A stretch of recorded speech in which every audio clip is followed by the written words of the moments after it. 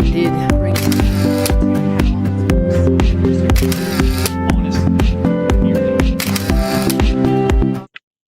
Good evening, Citizens Minutes 24th edition. My name is Robert Wilkins. It's another hot day on the plains of Auburn. You may hear some thunder in the background a little bit, so maybe it's going to get a little cooler. A new segment will now be added at the beginning of each Citizens Minutes, Words of Wisdom. The first will be a quote by yours truly, Robert H. Wilkins. Transparency by our city government is not the information they are willing to give freely, but the information our city government is not willing to give freely. Citizens' involvement was incredible this past July the 22nd, 2025, Auburn City Council meeting. Let's keep it up. We had two citizens speak about items on the agenda.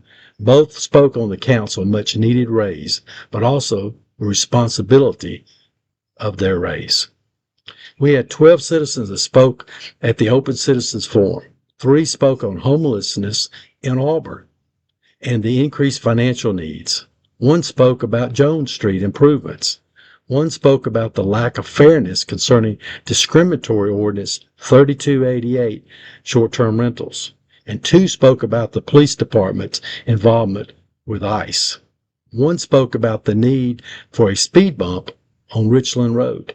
1 spoke about the difficulty in getting public records requests concerning the Solid Waste Management Fund.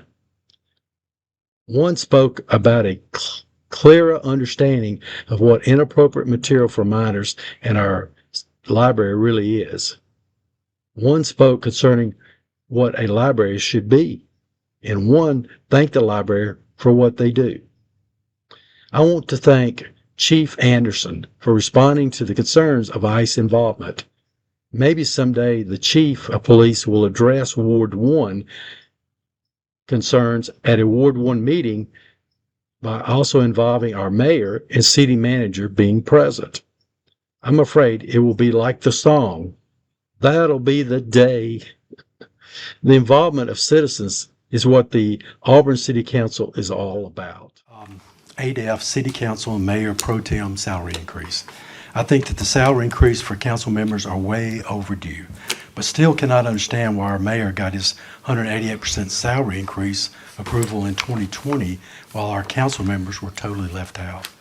Myself and other Auburn citizens believe that the council, instead of a much needed increase in salary, should be considering the council position to be full-time. Many of the Auburn citizens believe the city manager and her management staff have too much control over our city council because of the lack of time needed to understand the complexity of its growth and need of the Auburn city. And I think there's some folks that the desire for a full-time council members, I think there might be some ulterior motives in there, I'm not sure. I hope that Councilman Dawson and Councilman Griswold either turned down your salaries or gave the $7,200 per year to charity during this tenure so far. If either of you take the salary, then your words to me have very little meaning. Everybody ready? All in favor, please say aye. Aye. Aye. Any opposed? Nay. Nay. The ayes have it. Roll call. All right, roll call. Dawson, Yes, ma'am. Dixon, Yes. Griswold, No. Hovey, Yes. Parsons, No. Smith, Yes. Taylor, Yes. Witten, Yes. Ander. Abstain. Well, the previous speaker said something about how the council was left behind when the mayor received an increase. That's not correct. The council made a conscious decision at that time not to give themselves or the following iteration a raise. Be it resolved by the City Council, City of Auburn, Alabama, the salary of the City Council is hereby established in the amount of $1,200 per month effective November 1st, 2022. Does the original motion and second go forward now? Do we need another motion and second? Need a motion in a second. All right, do I have a motion? So moved. Second. All right, have a motion and second. Any questions? Seeing none, all in favor, please say aye. Aye. Any opposed? Nay. Ayes have it. Motion fails. As Chief Dawson and I both said during the committee of the whole last time around, neither of us support a raise. We both think that this is a public service And I do not want someone representing me who is motivated by money. I want people up here that are motivated by the desire to serve the city of Auburn. So I know the chief is not here tonight. He asked me to mention that that is his opinion as well. So that's all I have. Thank you. Just want to say that I appreciate this salary increase for the next council that coming up, but I don't think it even just say if I run again and make it, it ain't like it's enough money for me to quit my job. So, but I do appreciate it, and you know, any little bit helped, even the $600 a month helped. So I just appreciate that somebody wanted to consider, or this council wanted to consider the next council that comes up, because it's long past due, and serving 2 terms and doing it for the amount that we was getting, the $7,200, I don't think it was about the money. I truly don't. So to get an increase, it's not gonna make us or break us. I'll be at Tuskegee because it's not gonna. It'll break me if I quit my job for $15,000 a year. So I just want to say that. I support the mayor's pay, by the way. I don't want his job. I'm thrilled that he does it for what we pay him, and God bless him for that. I would not support full-time council members. I can't even imagine this being a career for somebody. A political stepping stone, maybe, but a full-time career, I just can't see it. But I do think several of our members are sacrificing at a very high level by giving up time with their children, by giving up time away from their full-time job. And I think this might be meaningful for that portion of our group. Spoke before this council in January of 2024 and asked about the process for members to get a raise because I believed it was needed then. So a year and a half later, here we are. I believed a raise was in order then, and I still believe it today. I appreciate the time each of you spend on the city business and speaking with citizens like me. With an increase in pay, there is also an expectation of more access and more value. I would like to suggest that this council instruct the city manager and her staff to take measures to inform Auburn citizens not only of the raise for the position of city council member, but also the expectations and time obligations of being a council member. Advertise in the various city publications such as open lines, social media, and other avenues already being used. With municipal elections growing closer, a campaign to inform potential candidates of their expectations might prove helpful. For instance, the mayor is expected to meet with citizens when citizens have concerns. The mayor refused to meet with me because he says I attacked his character. That just isn't a true statement. I come to the podium with facts about events that have occurred, and how one reacts to the facts is their responsibility. One might also justify a pay increase related to training. Training requires time and should be compensated. In April of 2023 and again in January of 2024, I requested that this council expand their training topics, and I provided to each of you my suggestions. I was disappointed that my idea was ignored. Now would be a good time to make training mandatory as well. There are still other areas of training to be addressed. Treatment of some speakers at City Council, proper use of Robert's Rules of Order, decisions being based on law, the Constitution, and fairness instead of emotions. Some emotional or inconsistent decisions that I have seen are Ordinance 3288, which was based on emotion, double standards, discrimination, and it was unconstitutional. The Cherry Street addition altered the zoning category and therefore building height and setbacks, changing the appearance of the neighborhood, yet the STR5 falsely claimed the STR hosts were changing the appearance of our neighborhoods. I used to reside in Auburn off of North Ross Street, but I lost my house. Me and my family lost our apartment. We was for 6 months, and in the midst of that, a lot of stuff had happened. We was living in different hotels. So Mr. Joe over here at the church, I went to him and he helped me and my family, got a place to stay for about 2 weeks, but it was nice. And now we're current living in Salem. I love Auburn. My grandson, he stayed with my cousin. He would be attending school in Auburn, but like I said, I did used to live here, and I hope that the grant that he can get will help the people like me, because as me living in a hotel, I have seen a lot of people homeless like when I was there. So my bill was like $1,000 for like 2 weeks, and I stayed at the stay down here on South College. But the grant will help a lot of people. A special thank you to Ms. Regina Ware for sharing a little bit of her story. The executive summary in tonight's CDBG report states that Auburn's homeless population is driven by crisis events. And Ms. Ware's experience shows just how devastating those crises can be and how common they can be.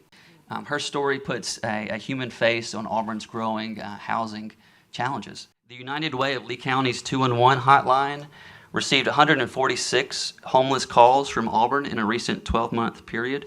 That's about 12 per month. Arch received 378 Lee County referrals in that same 12-month period. AUMC was able to help 24 households, but far more reached out in that same time frame. The One Voice Transitional Home and Elizabeth's Place Transitional Home, both in Opelika, housed 23 Auburn women and children over that time frame. So feeling the weight of this growing need in our community, Auburn United Methodist partnered with Arch in 2024 to apply for HUD's Continuum of Care funds. And I'm thrilled to share tonight that we're being awarded $143,000 to launch the Good News Rapid Rehousing Ministry at Auburn United Methodist this fall. More details about that are at aumc.net/housing. But this grant won't meet the full need. It doesn't fund hotel vouchers for families while they wait or pay apartment application fees. It also won't be easy. We need landlords who will be willing to work with us and join our team and partner with us. And so I just want to end with 3 requests, and that's, is there any way that the city can support efforts like these? Number 2, I want to say that CDBG, as great as it is not enough. Last week at our food pantry, I helped take calls, and we open up at the first day of each month. And at the first day of each month, we expend all of our funds to help with utility and rental assistance and some hotel vouchers within a matter of hours, a few hours. And I know how important it is to help those. A lady came into our food pantry, and she lives at the Webster Crossing Mobile Park. She has a double wide that she owns. She's lived there since 2008. And the reality is that she doesn't know if she can continue to afford to stay there. There's a requirement for her to reside her double wide with vinyl siding. The fees have gone up 400%. And here's a lady, and in that same age category is Ms. Conway, who doesn't know if she can afford to stay and doesn't have any place else that she can afford to go. We could consider working to try to get the landlords in our area to provide affordable housing and work with the new director with the Auburn Housing Authority housing choice vouchers. I have a lot of ideas of things we can do with that and look forward to working with her and seeing if we can provide the kind of safe houses that we all expect and want to have in Auburn we call home. Thank you. I really want to thank the City Council and the City of Auburn for making it visible for us to make that turn off of Jordan Street onto Martin Luther King. That's really, really a good help, and I really do appreciate it. And I also would like to thank the city for cutting the grass over there in that area. It looks much nicer. And they told me that higher up, the state would be responsible for that. So if there's anybody here from the state, I thank you as well. It looks really nice there, and I'm glad I'm living in the loveliest village on the plains. What are you waiting for? I've stood before this council for years presenting facts about Ordinance 3288 an ordinance that strips constitutional property rights from some citizens while preserving them for others.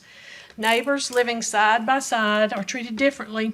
One can offer short-term rentals, the other cannot. That's not fairness, that's discrimination.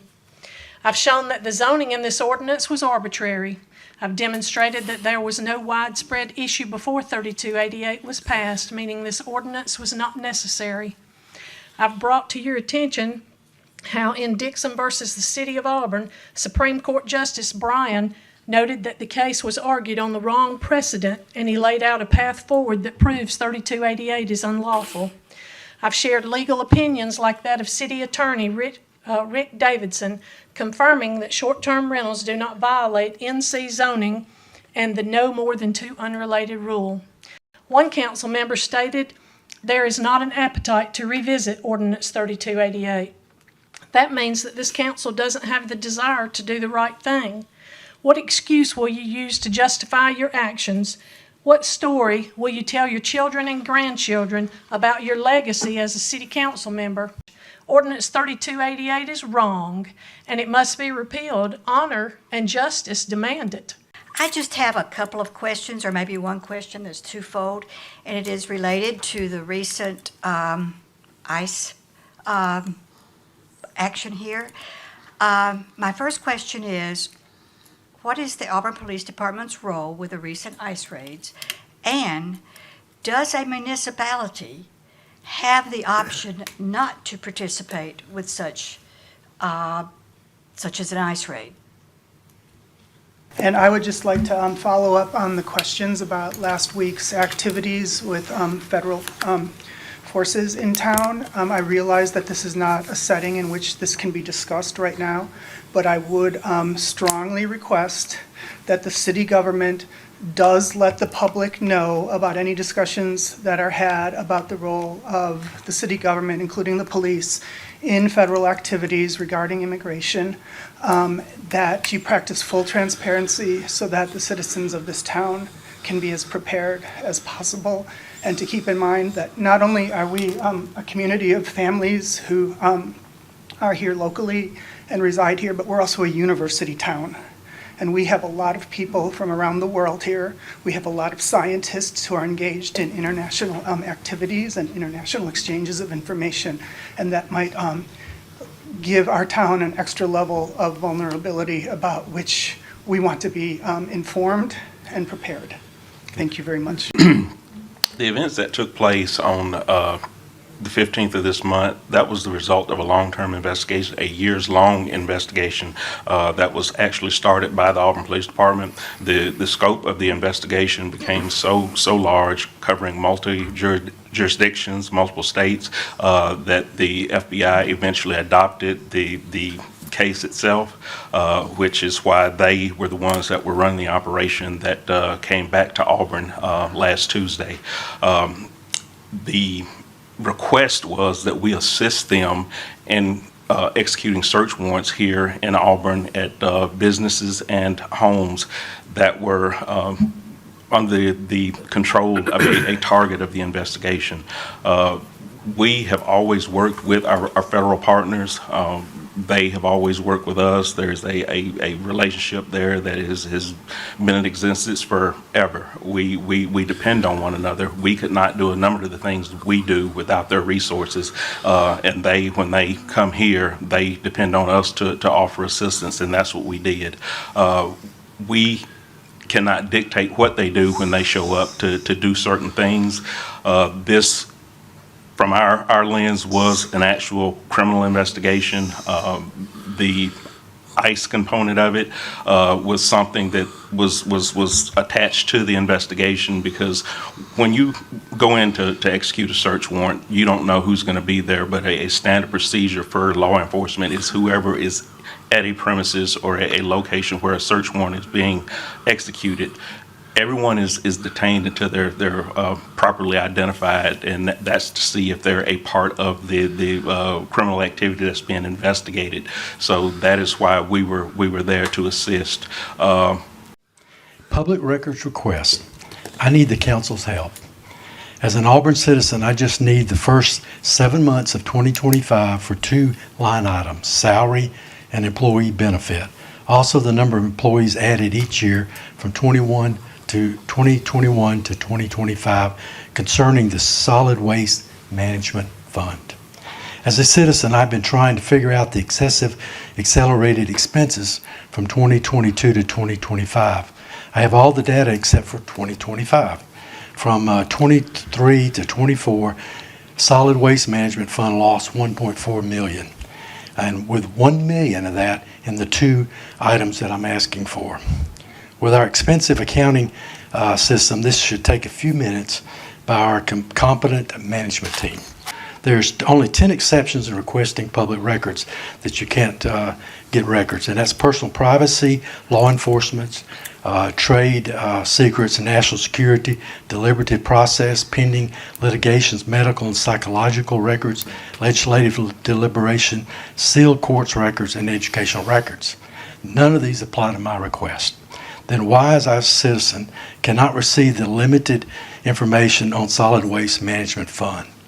Our city manager and various council members say that the Auburn City financials have been fully audited. If you really want to understand what kind of audit has been done, take page 25 through 28 from the 2024 Annual Comprehensive Financial Report audit statement from McChesney, CPA and business advisor. Take those 4 pages to your CPA. They will tell you that the audit is not worth the paper it is written on. As an Auburn citizen, I just want the public record information to be fulfilled by the City of Auburn, and the council support that request. Thank you. Here is good news. The Alabama Public Library Service, APLS, voted to amend the Code of Alabama to include clear, enforceable definitions for what constitutes inappropriate material for minors. This move empowers all libraries across the state of Alabama to use a stricter and more practical standard to evaluate content in children's and teen sections. Thanks to the APLS's leadership, books containing explicit words or themes can now be reviewed and relocated simply because of those themes or explicit words without needing to be evaluated as a whole. States, yes, they do have the right and the duty to shield children from harmful content. So thank you, APLS in Montgomery over there. Thank you, Hannah Reese over in Prattville for leading the charge. See her website called Clean Up Alabama. Auburn Public Library had until June, this is the month previous to this today, 2025 to comply with APLS's new guidelines to move harmful, sexually gender-bending, radical material away from the children's section. And I'll be watching. I'll be over there watching and looking at the books. And I do hope that our new library director will comply, or has already. Thank Mr. Chris Hardiman, who spoke a few weeks ago, for standing up for Christian values, Alabama values, pro-family values, and the things we should be protecting. Thank you. Again, I would remind Ms. Shamp that she lives in a community of close to 100,000 people, and there's a variety of different people, a variety of different cultures, a variety of different faiths. The claim that reading a book turns you one way or another, I can easily refute, because I just recently borrowed a book on plumbing. I also borrowed a book on piano playing. Still not much luck on that front. I think we need to step back, as Miss Harriet spoke. Don't just look at one book in the same manner that you don't just look at one person. This is a community of people. People should be free to read what they want. People should be free to parent the manner that they see fit. That Ms. Shamp, if I may, spoke in the same way, that there's some age appropriateness to some books. I wouldn't use the same language she uses, but I did want to make that point, and that's really all I have to say there. A library doesn't say any single book is right or wrong. A book on a shelf in a library simply tells us this is one idea among many. The library is a mirror to a democratic society. Again and again in history, we see that books are banned by people who seek to discriminate, to erode the rights of a group, to diminish their place in society. The movement to ban books today is one that seeks to discriminate against LGBTQ plus folks and diminish their place in society. But I do want to put some of the speakers' minds at rest. This council does not ban books. I personally do think, though, that there is some age appropriateness about some books and that they should be placed in the appropriate section of the library. No, this isn't the first time that I have spoken on this issue, and I know it won't be the last, and that makes me incredibly sad. Mostly, I want to thank our libraries and our staff for making sure that everybody in the community's voice is heard. We have all kinds of people from all over the world in our little town in Auburn. And that makes us stronger, and that makes us better people, being able to love our neighbors as ourselves. Being able to recognize that just because we don't hold the same political or religious beliefs as another person, that we can still see them as people created in God's image. That is powerful. And that's what a library allows us to do. It allows us to see other people as people. It allows us to see ourselves reflected in literature. It allows our neighbors to see themselves and their families reflected in literature. Recently, the APLS, the Alabama Public Library Service, did set out some definitions for some wording in the state code changes that were brought about a little bit ago. And those definitions and those state code changes apply only to whether you receive state aid or not. Excuse me. So if you are in compliance with the state code, which we are, then you continue to receive your state aid, which we have been. APLS, the executive board, did send us a letter saying that our policies are in compliance with that. The recent definitions, we are doing an audit of our collections, of anything in our children's collections, anything that is in our teen collections, to see if it does in fact have anything that within those definitions. And if it does, we're just approaching it accordingly. Patrick Henry said, "The liberties of a people never were or will be secure when the transaction of their rulers may be concealed from them." Citizens question. Yatika asked, why was there given so much attention over the past few years concerning Ordinance 3288? Well, Yatika, it is a totally discriminatory ordinance. Let me explain. It allows only certain people with certain addresses to exercise their constitutional property rights. You, Yatika, can be on the same street, even across or next to your neighbor, but your neighbor is not allowed to provide short-term rentals while you are. But Yatika, it even gets worse. The Auburn City Council parlayed a 1999 Ordinance 1883 into Ordinance 3288. Its main purpose was not to allow Auburn alumni or other college parents to purchase houses in those same areas. It's called family definition. It reminds me of Mayor Anders discriminating against citizens in council meetings.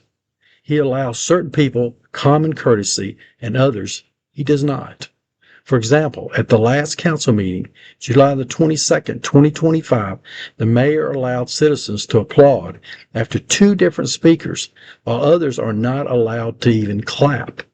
Absolutely not fair.